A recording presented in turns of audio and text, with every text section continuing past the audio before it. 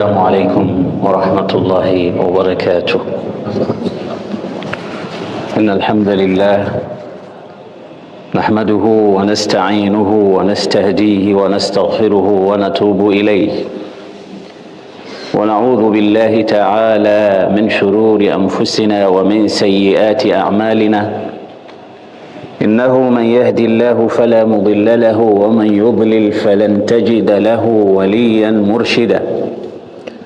وأشهد أن لا إله إلا الله وحده لا شريك له ولا وزير له ولا معين له ولا شبيه له ولا ند له، ليس كمثله شيء وهو السميع البصير، الأول بلا بداية والآخر بلا نهاية، لا إله إلا الله وحده لا شريك له، له الملك وله الحمد يحيي ويميت وهو على كل شيء قدير.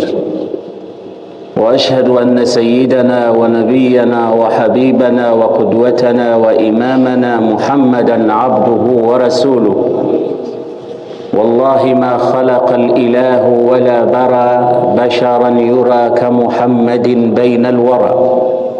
يا سيد العقلاء ويا خير الورى، يا من أتيت إلى الحياة مبشرا، وبعثت بالقرآن فينا هاديا، وطلعت في الأكوان بدرا نيرا.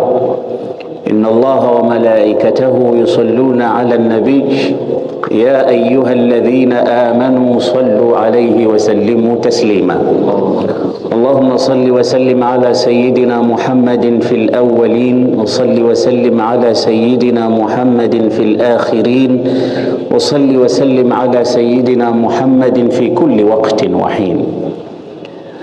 إخوتي الكرام، إخوتي الأفاضل، أخواتي الفضليات، baada ya kumshukuru Allah jalla jalalu na kumtakia rehema bwana mtume Muhammad, as'alu Allah al-Mawla al-Karima kama jama'ana fi hadhihi as-salah an yajma'ana ma'a sayyidil al-anbiya'i war-rusuli Muhammad fi jannatil firdausi wa riyadhiha.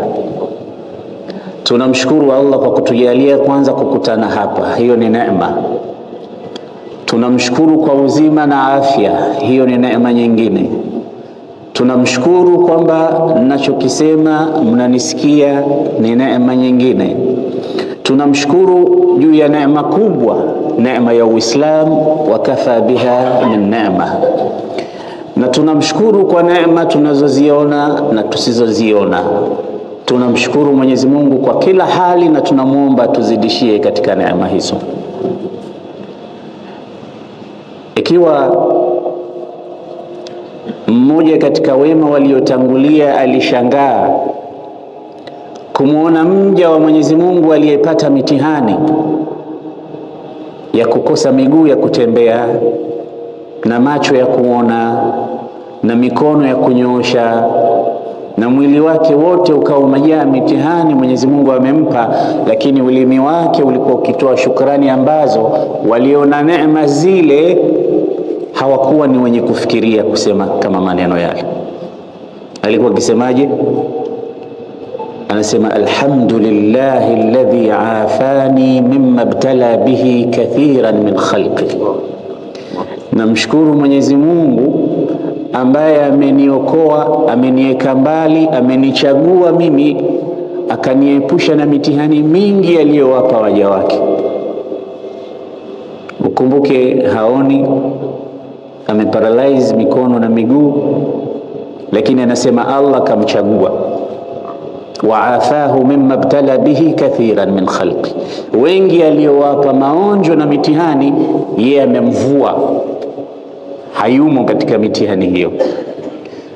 Aliyekuwa akipita pale akashangazwa na ibara zile nzito, ikabidi amuulize, ya Abdallah mimma afaka Allah, Mwenyezi Mungu amekuweka mbali na kitu gani wewe katika matatizo na balaa? Mbona mimi naona balaa zote unazo wewe, mitihani yote unayo wewe, wewe ndio umeonjwa.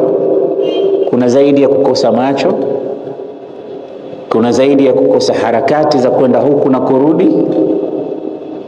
Mimma afaka Allah ya Abdallah, qala laqad a'tani lisanan dhakira.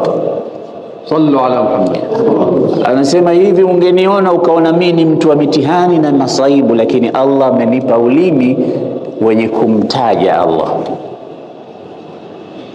Wangapi wanapewa ulimi wa kumtaja Allah kila wakati? Kana Rasulullah yadhkuru rabbahu fi kulli ahyani. Kipewa ulimi unaomtaja Allah kila wakati ni neema kubwa. A'tani lisanan dhakiran wa qalban shakiran wa badanan ala albala'i sabiran. Hivi vitu vitatu Allah amenipa, wengi wamekosa. Amenipa ulimi wenye kumtaja, kisha akanipa moyo wenye kusubiri, kisha akanipa mwili, akanipa moyo wenye kushukuru, akanipa na mwili na kiwiliwili chenye kuhimili matatizo na misukosuko. Ikiwa huyu anashukuru hivi, mimi na wewe ambao tunakwenda tunarudi, tunaona, tunatizama, tunaangalia, tunasikia, harakati zetu zote 24/7 tunazifanya, tunapaswa kushukuru vipi? Basi tumshukuru Allah subhanahu wa ta'ala kwa kila neema ambazo tunaziona na tusizoziona. Ndugu zangu, nimefurahi kusikia qiraa cha imamu wetu, na masha Allah kila pahala ambapo tunatembelea katika mji wa Oman umejaa maquraa wazuri ambao wale wanaohangaika kwa kukichoma kitabu cha Allah subhanahu wa ta'ala. Hawa maimamu tuliwatembelea tu katika misikiti wanatosha wao Qur'ani nzima, kama itateketezwa wakakaa hapa wakarudisha tena upya, tukaiandika tena upya. Takbir. Kwa hiyo hawawezi kufuta masomo haya na Qur'ani hizi min suduri almuslimin, tena abnauna, watoto wetu wadogo, vijana. Mwenyezi Mungu awaeke, awahifadhi, wa kathara Allahu min amthalihim. Siku moja kule Tanzania nilialikwa moja katika shughuli za Waislamu, nikapata fursa ya kuongea, lakini kabla ya kuongea mimi MC akasema tunaye qari Azhari kutoka Masr. Kwa hiyo kabla ya kumnyanyua Sheikh Uthman Maalim, tumpishe yeye amnyanyue kwa Qur'an. Akasoma Qur'an. Alipomaliza kisomo chake, mimi nilianza kushukuru kupatikana watu kama yeye. Ile ni material nyingine ya Azhar. Nikasema kweli, unzila fi Makkah, Qur'ani imeshushwa Makkah kweli, lakini wakutiba fi Turkia, ikaandikwa huko Uturuki ambako zalazil tumeziona, tuwaombee dua ndugu zetu. Lakini waquria fi Misr, ikasomwa huko Misri. Nyote ni mashahidi namna tunavyoburudika kwa Qur'an. Unzila fi Makkah, kutiba fi Turkia, wa quria fi Misr. Yule Masri akanyanyuka kwa shauku kubwa akasema wasurika fi Tanzania. Baada ya kusikia vijana wetu nao namna wanavyocompete katika competition ya kusoma vizuri Qur'an, wenyewe wamekiri kwamba hawa vijana ni wazuri. Tunafurahi sana tunapoona kwamba Qur'ani inasomwa. Mtume anasema khairukum man ta'allama al-Qur'ana wa 'allamahu. Zamani ilikuwa ukiwa huna Qur'an unadharaulika sana, walipokuwa watu wako serious na dini. Hata watawala walikuwa akija mtu na madeni, nataka mnilipie, anamuuliza kam tahfadh min al-Qur'an, akaambia juzu 10, 15, nusu, robo. Ngambia qadaina duyuna kabidhalik bima tahfadh min al-Qur'an. Wanafurahi wakisikia mtu anahifadhi Qur'an. Siku nyingine katika Bani Umayya alikuja mtawala mmoja, bwana mmoja akaja kuomba msaada kwake, wanacheza bao na mwenzake. Sayyidi, naomba unikidhie deni langu, nilipie. Wale wanashughulika kucheza. Akanyanyua shingo yake akamuuliza, kam tahfadh min alquran? Akamwambia la shay. Anaendelea kucheza. Kam tahfadh min hadithi rasulillah?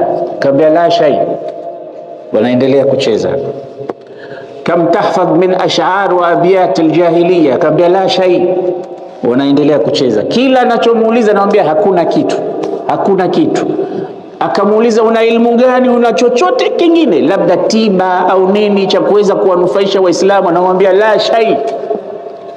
Wanaendelea kucheza. Yule mwenzake anayecheza na mtawala anamwambia mjibu basi kisha kuja. Anamwambia mjibu nani na hakuna mtu hapa? La shay. Sasa tusiwe watu ambao ni nothing katika hii dunia. Kuna mfano mmoja wa ulama wa ilmi al-ijtimai wanasema, in lam tuzid shay'an fi hadhihi dunya kunta anta zaid. Ikiwa hukuzidisha kitu, hukuleta jambo, hukufanya kitu cha manufaa chenye kuwafaa wenzako katika hii dunia, itakuwa umezidi wewe kuja hapa dunia. Lazima uchakarike.